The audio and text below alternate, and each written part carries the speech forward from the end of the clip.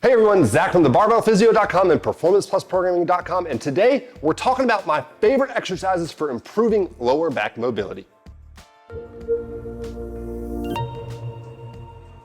Okay, so most of the time when people are talking about low back health, they're often talking about trying to brace and keep a more neutral spine positioning for your movements like your deadlift, squats, etc. And we tend to far too often overemphasize the bracing and not moving the spine and don't appreciate that the spine is actually designed to, at times, bend and move and pick stuff up. And we shouldn't move around like a rigid robot. So we're gonna talk about my favorite exercises for improving spine flexion, which is the direction that I see most commonly stiff in individuals because they've been said over and over and over that they need to fear flexing their low back, which is not true, especially when we're not talking about lifting maximal weights. If we're lifting a maximal deadlift, I've never seen somebody break the world record deadlift by performing a Jefferson Curl deadlift. So that's not how I'm saying that you should lift your heaviest weights, but we should not be scared of lightly loaded lumbar spine flexion. In fact, I see a lot of individuals in my physical therapy practice that when we look at their mechanics on a movement like a deadlift, their back looks like it's in great position, but when I have them do something like reach and touch their toes,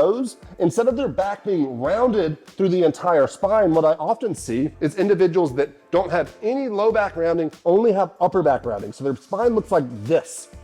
And it's completely flat even as they're trying to round it over. And for those individuals, when they're performing their heavier lifts, they're actually at their in range. So even though it looks like they're neutral in their back as they deadlift, it's actually that all of that weight is pulling them towards that in range where they're stiff. And a lot of times they'll get a little bit achy after movements like that. So that's what we're gonna open up with these exercises. Exercise number one is gonna be the cat cow. And I know you're thinking the cat cow is just a boring, stupid exercise. I 100% agree. It is boring and stupid if performed the wrong way, which is how I usually see it done.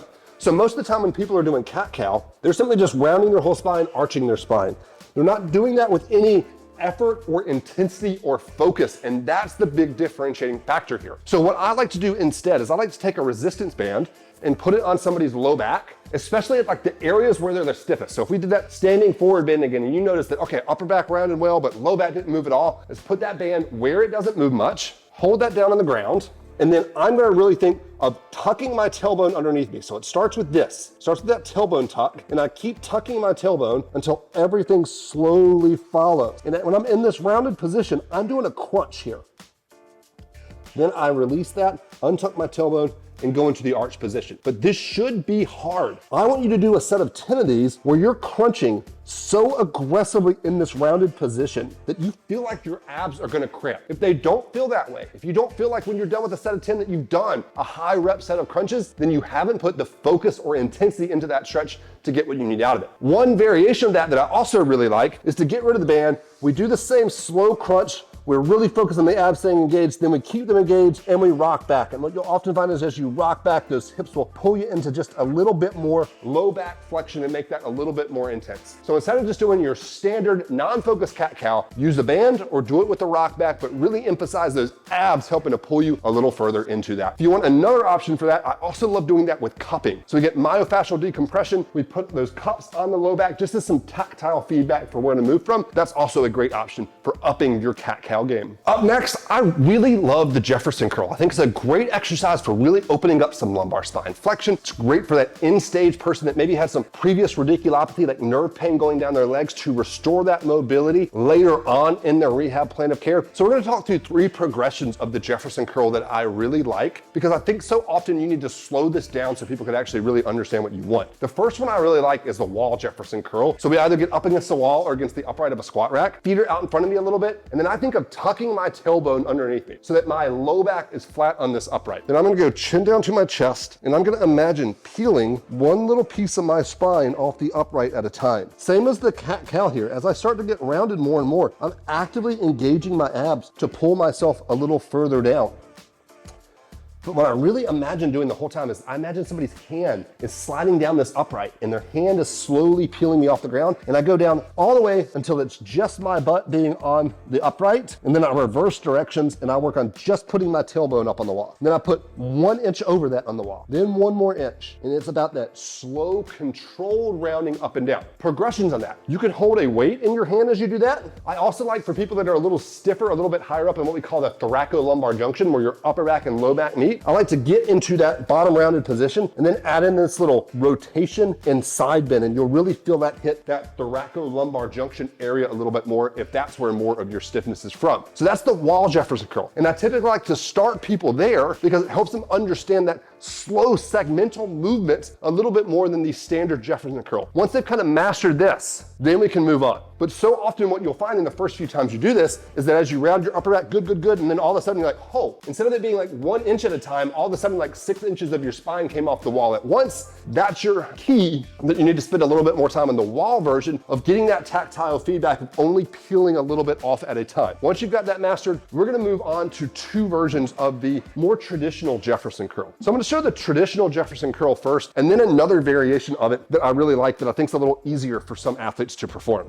So with the traditional Jefferson curl, we're gonna stand on a box or a bench. I'm using a VersaLifts V-Stack. I'm holding a light weight, and I'm gonna simply do the same thing that I did with the wall Jefferson curl, where I'm thinking of rounding one little piece of my spine off the wall at a time, except in this case, the wall is imaginary, and I'm aiming that dumbbell for right between my feet until I almost run out of motion. Then I let it dip a little bit further out in front of me. And then I reverse that direction up, where again, I'm just thinking of, can I put one little piece of my back on that imaginary wall at a time?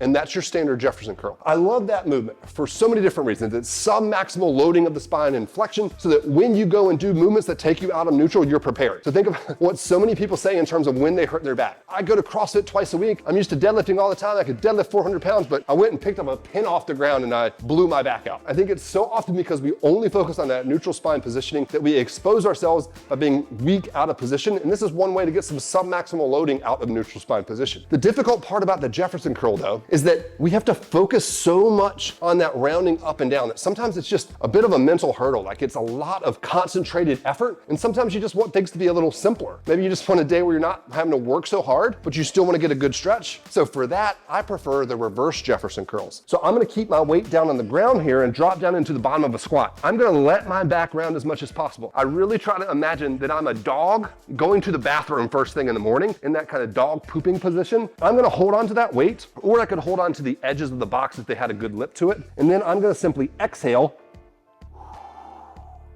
as I send my hips up towards the sky. In between my hands being locked out on the weight and my hamstrings getting stretched as I extend up here, that creates a really serious stretch in my low back. So inhale on the way down, exhale on the way up. So that forceful exhale that I do is gonna get your abs to contract a little bit. So again, you have those abs pulling you into a little bit more low back flexion for a little bit more of an effective stretch. Hey, if you want more help improving your mobility, then I've got a great free resource for you. Look at the description in this video and check out our Ultimate Mobility Checklist. That is a completely free resource that you can look at. What we did in that is we took the most common movements performed by fitness athletes, like your front squat, your back squat, your deadlifts, your overhead press, etc., and we broke those movements down. So if you're struggling with the movement, we show you the mobility test to run through so that you can identify what areas you need to attack in your mobility program to make the fastest results possible in improving those movement patterns. So check those out at performanceplusprogramming.com/ultimate-mobility-checklist.